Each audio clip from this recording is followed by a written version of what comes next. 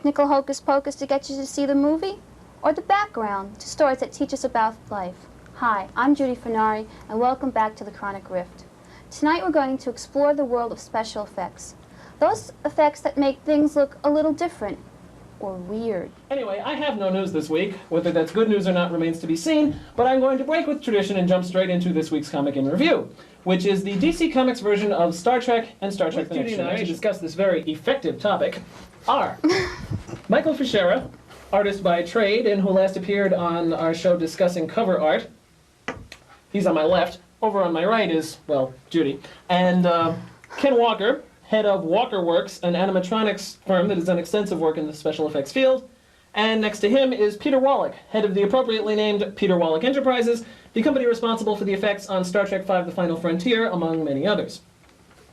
The exclusion of special effects will necessarily ruin a science fiction movie, but the inclusion of a special effect is definitely a plus, so long as it's believable. I know many films where a poor special effect becomes almost the subject of bad comedy. Well, effects can be simple if it's born out of the story, and the story dictates that the effects can be quite simple. I mean, a lot of Princess Bride was done as glass paintings. And, you know, you can take a piece of glass and paint on it and make something, you know, the illusion very believable.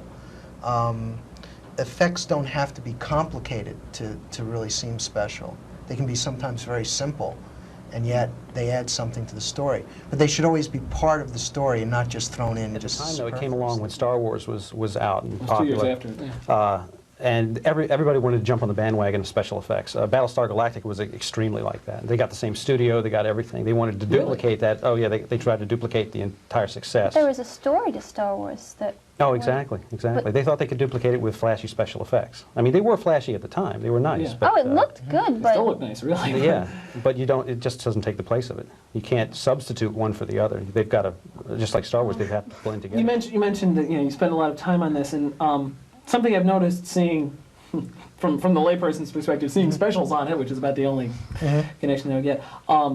Like recently, there was a segment on Primetime Live on Star Trek: The Next Generation, and they mentioned this one bit where they were showing the Enterprise orbiting Earth with this spider-like thing on it that was dry dock, was supposed to be fixing it. And then it took them hours and hours and hours and hours and hours and days and years and centuries to put this thing together for a 14-second shot. Until next week when we discuss the horror of horror, time is an illusion. Lunchtime, doubly so. Good night.